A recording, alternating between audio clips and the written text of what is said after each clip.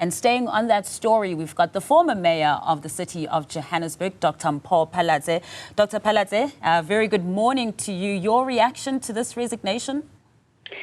Good morning. My reaction is that it's about time. However, this is only half the problem solved. The first part was getting rid of a clearly incompetent mayor, but the second half is replacing them with someone more competent. It will not help the city if we replace Mayor Gwamanda with an equally incompetent mayor or someone who's disinterested or simply has ulterior motives that will not benefit residents. So quite interested to see what unfolds in the next few days as a new mayor is elected.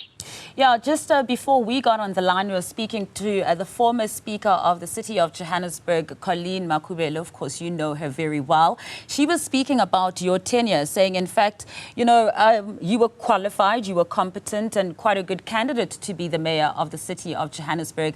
And according to her, the demise was within your party. And that is the reason why you were removed and not necessarily because you weren't a good mayor. What do you make of that? I wish you had asked her what she means by the demise was within my party. If I recall, former Speaker Colleen Makubele was amongst the councillors that voted against us.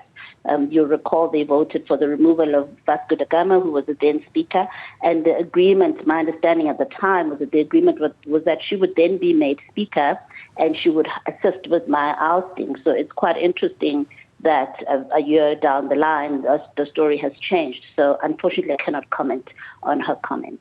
Oh, yeah, she did make mention of that. She said the reason she's putting your party at blame and not you, she was saying that firstly, she put the blame on Helen Zille, saying that any sort of coalition or partnering that works with the DA, where Helen Zille is involved, there seems to be issues, making mention of also what's going on now with the Freedom Front Plus and the DA in the Western Cape, but also saying that the DA is sometimes arrogant when it comes to the table when it has to cooperate with other political parties.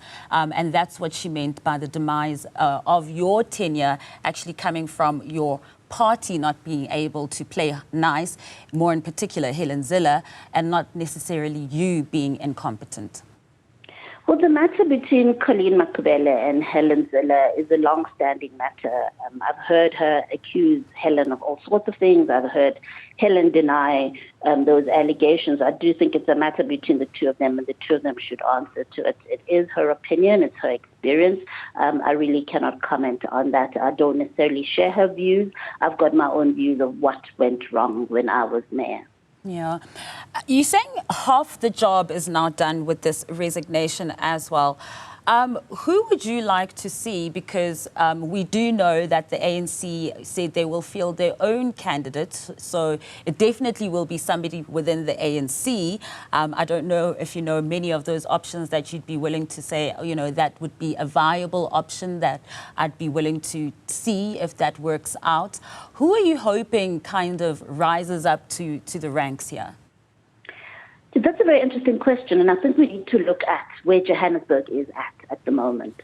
And for me, anybody that is part of the current administration, we've witnessed the demise of the city in the last month. We've seen, in the last year, I beg your pardon, we've seen a lot of deterioration, you know, within service delivery, whether it's water supply, electricity supply, crime, just grime in the city, as an example. We've seen a decline overall. I do not believe that anybody that's a part of the current executive should take on the role of mayor. I believe Johannesburg needs fresh eyes.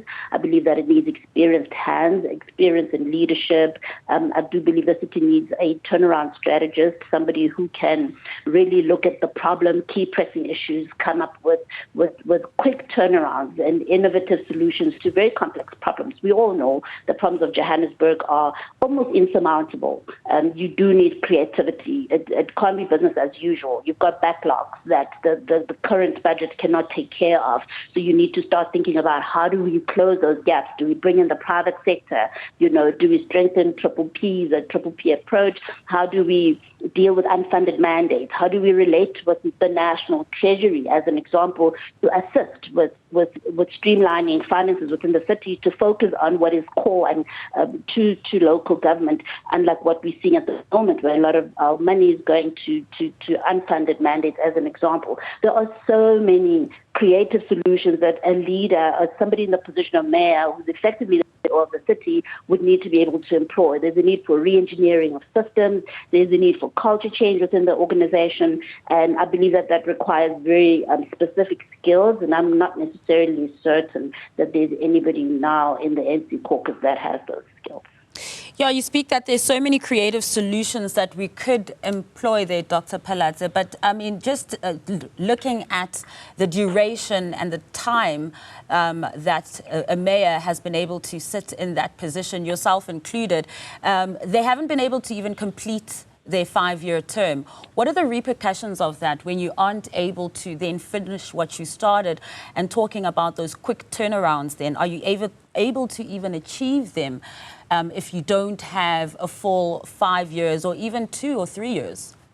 We cannot emphasize enough the need for stability because, yes, you're absolutely right. You can't, it doesn't matter how good your solutions are, you will not be able to implement them if you're not given half a chance to do so. So, yes, it's important in whatever negotiations are going on now that stability is front of mind. And that whichever parties will pull together a coalition will commit, stay the course, and that there won't be any surprises down the line. We're already almost at the 2026 mark when we will be going to elections, but I do think that there is a chance to at least lay down a framework that can begin to usher in the turnaround that the city needs. And it's important that the person in that seat has the requisite skills to do so because time is of the essence. Time is certainly of the essence with that 2026 mark just nearing by. Thank you so much, Dr. Phalatse, for that discussion. That was the former mayor of the city of Johannesburg, Dr. Mpho Phalatse, just giving her views on that breaking news of the resignation of the mayor, Kabelo Gwamanda.